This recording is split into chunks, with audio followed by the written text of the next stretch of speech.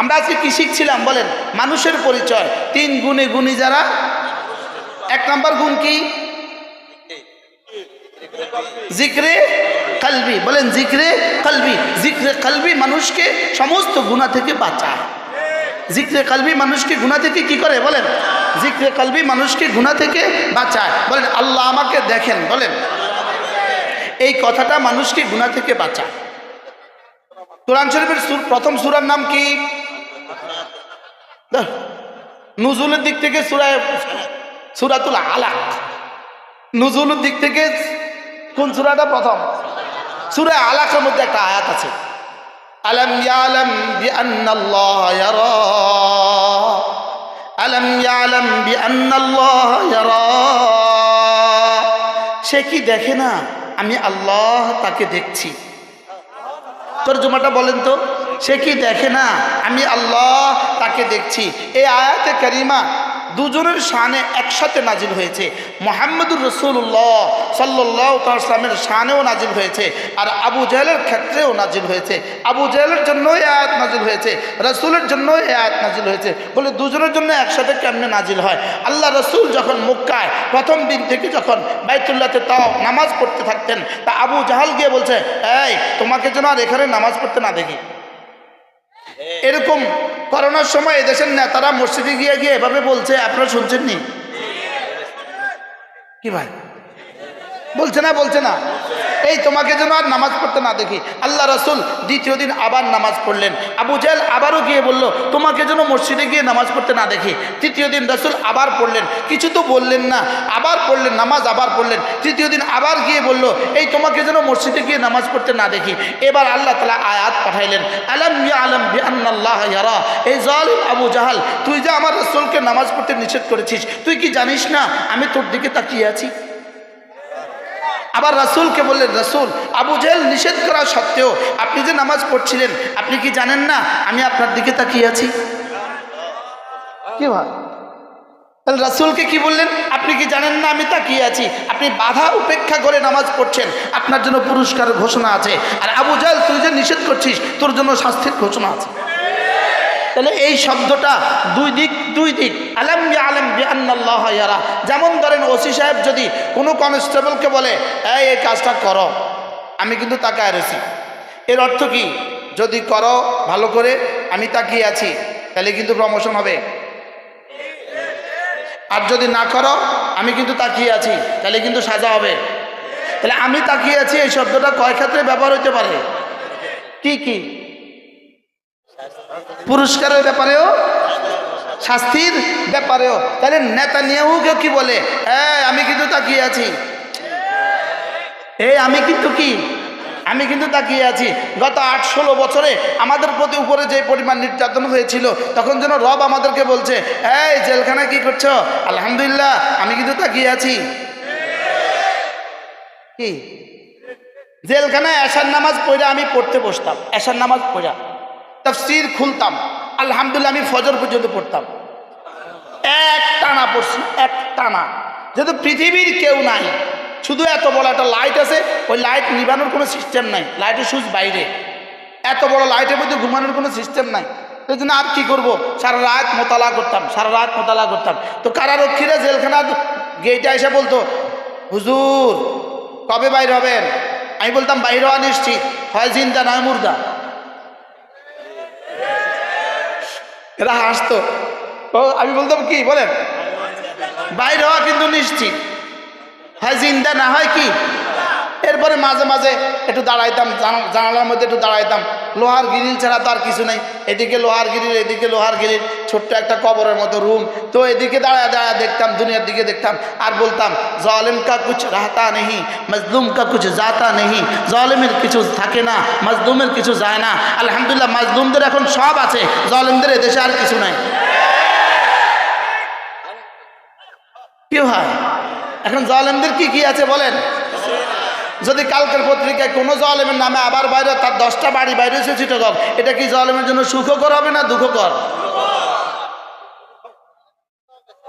হ্যাঁ, পোতা মানে জালেমের আন্ডা বাচ্চাও গেছে। যদি গিনিস বুকে একটা বাক্য উঠা দরকার, যে সারা পৃথিবীতে একটা বাক্য 100 ভাগ জীবিত 100 ভাগ জিন্দা 100 ভাগ সত্য প্রমাণিত হয়েছে পৃথিবীর ইতিহাসে একটা বাক্য। ওই বাক্যটা কি আমি বলবো আপনাদেরকে, ওই বাক্যটা কি? প্রশ্ন করেন। দুনিয়ার বাংলাদেশের ইতিহাসে একটা বাক্য 100 ভাগ জীবিত হয়েছে, এই বাক্যটা কি বলেন না? প্রশ্ন। এই বাক্যটা হলো চশমাওয়ালি বুবু যান, বাংলা ছাইরা ভারত যান। কত পার্সেন্ট বাস্তব হয়েছে?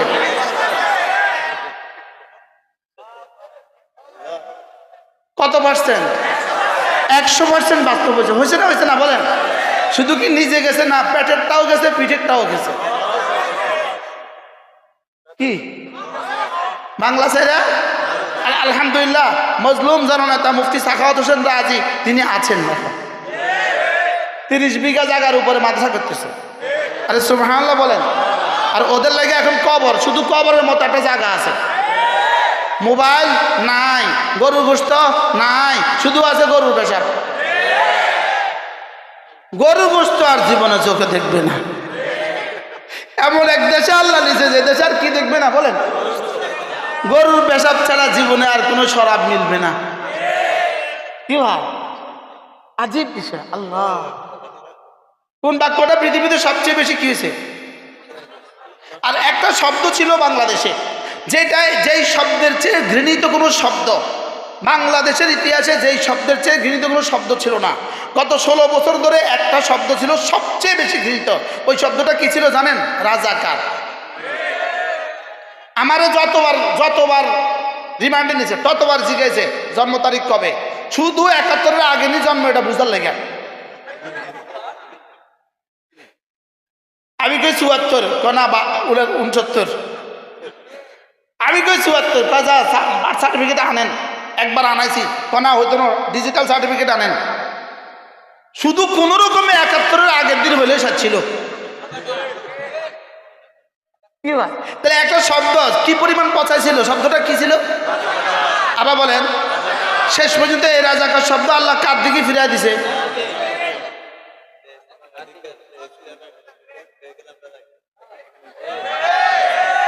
আচ্ছা, আল্লাহ কত বড়, এত দামি শব্দটাকে তুই এইভাবে পচাইবি যা তোর কাঁধের তোর দিকে এটা ফিরিয়ে দিব। এবার এটা আল্লাহর ওয়াদা শুনেন। ইস্তিকবারান ফিল আরদ ওয়া মাকরাস সাইয়্যি ওয়া লা ইয়াহিকুল মাকরুস সাইয়্যু ইল্লা বিআহলিহি। ইস্তিকবারান ফিল আরদ, জমিনে কি পরিমাণ অহংকার করেছে। ইস্তিকবারান ফিল আরদ, জমিনে কি পরিমাণ অহংকার করেছে। এক একটা পাতি নেতাকে মনে হইতো এতে খোদা। বাস্তব না বাস্তব বলেন? এক একটা পাতি নেতাকে ওয়ার্ডের নেতার শালার ফুত। আরে বলেন না, জানিস ওয়ার্ডের সেক্রেটারি আমার দুলা ভাই, জানিস ওয়ার্ডের নেতার শালার ছেলে আমি, জানিস? তাতে নিজেকে কি পরিচিত দিতে বলেন? ওয়ার্ডের নেতার শালার ভূত বলেন। ইস্তিকবারান ফিল আরদ, জমিনে অহংকার করেছে। তারপরে কি? অমাকরাস সাইয়্যি, আর কুষড়যন্ত্র করেছে। ওয়ালা ইয়াহিকুল মাকরুস সাইয়্যু ইল্লা বিআহলিহি, সমস্ত ষড়যন্ত্রকারীর দিকেই ফিরে। গত 3 মাস ধরে এত আতিরা কি পরিমাণ আস্ফালন করেছে সাংবাদিকদেরকে নিয়ে। আমাদেরকে বলা শুরু করছে আমরা নাকি আওয়ামী লীগের দোষর। বলছে না বলেন না? আমাদেরকে বলা শুরু করছে এই মুআজ বিন নূর কুলাঙ্গার সাংবাদিকদেরকে বলে এরা ফ্যাসিস্টের দোষর। আমরা বলে ফ্যাসিস্টের দোষর। পাগলে কিনা বলে ছাগলে কিনা খায়। বাস্তব না বাস্তব বলেন? এবার ওয়ালা ইয়াহিকুল মাকরুস সাইয়্যু ইল্লা বিআহলিহি, সমস্ত কুষড়যন্ত্র তাদের দিকেই ফিরে। ষড়যন্ত্র কার দিকে ফিরে বলেন? ষড়যন্ত্রকারীর দিকেই ফিরে বলেন। ষড়যন্ত্রকারীর দিকে কি? শুধু আগামী প্রজন্মকে কিয়ামত পর্যন্ত এদেশের যুবককে, এদেশের মানুষগুলোকে, প্রজন্মের পর প্রজন্মকে মূর্খ বানাবার জন্য শুধুই এ জাতিকে অটোপাস বানাবার জন্য আমাদের শিক্ষা ব্যবস্থাকে এভাবে ধ্বংস করেছে। শিক্ষা ব্যবস্থায় এত নাটক কেন করেছে? শুধুই আমাদের বাচ্চাগুলোকে ধ্বংসের জন্য, আমাদের প্রজন্মের পর প্রজন্মকে ধ্বংসের জন্য। এই প্রজন্মের কেউ যেন আর ডাক্তার না হয়, তাহলে তাদের ডাক্তারি বাণিজ্য হবে। এই প্রজন্মের যেন কেউ আর ইঞ্জিনিয়ার না হয়, তাহলে ভারতের ইঞ্জিনিয়ারিং বাণিজ্য হবে। তাদের সব বাণিজ্য ঠিক করার জন্য আমাদের পুরো শিক্ষা ব্যবস্থাকে ধ্বংস করার যারা ষড়যন্ত্র করেছে, আমাদের ক্লাস 5 থেকে ক্লাস 10 পর্যন্ত এই বাচ্চাগুলোর হাতে শেষ পর্যন্ত রব্বে কারীম বাঁশ তুলে দিয়া তাদেরকে সর্বনাশ করে দিয়েছে। বলেন কেন? ওয়ালা ইয়াহিকুল মাকরুস সাইয়্যু ইল্লা বিআলিহি, ষড়যন্ত্রকারীর দিকেই ফিরে। কি ভাই, পরীক্ষা 5 ঘন্টার পরীক্ষা, ও তোমাদেরকে বাসায় পড়তে হবে না, তোমরা না আমাদের সোনার ছেলেরা, তোমাদেরকে বাড়ি ঘরে পড়তে হবে না, যদি বাড়ি ঘরে পড়ো তোমাদের শরীর খারাপ করবে। বুঝেন নাই কথা? বাড়ি ঘরে পড়লে কি খারাপ করবে বলেন? শরীর খারাপ করবে, আমাদের সোনার ছেলেদের শরীর খারাপ করবে। এই জন্য তোমাদেরকে বাড়ি ঘরে পড়তে হবে না, তোমরা পরীক্ষার দিন একটা বই লই আইবা, আমরা তোমাদেরকে কাগজ দিয়ে দিব, বই ছায়া ছায়া পড়বা। কি ভাই, তাইলে কি বুঝলাম আমরা? ষড়যন্ত্রকারীর দিকেই ফিরে। যত মিথ্যা কথা আছে, মিথ্যা কথা বলনেওয়ালার দিকেই ফিরে। আপনাদের সামনে মেহমান এসে গেছেন, হযরত মাওলানা আরিফ বিন হাবিব দামাত বারাকাতুহু। আল্লাহ তাআলা এই নওজোয়ানকে কবুল করেন, আল্লাহ তাআলা তাকে সারা আলমের জন্য কবুল করেন, আল্লাহ তাআলা তার হায়াতের মধ্যে বরকত দান করেন, আল্লাহ তাআলা এই মাদ্রাসাকে পুরো আলমের জন্য কবুল করেন। আমি বলছিলাম 3 গুণে গুণী যারা মানুষ, শুধু তারা। আল্লাহ তাআলা আমাদেরকে মানুষ হওয়ার তৌফিক দান করেন।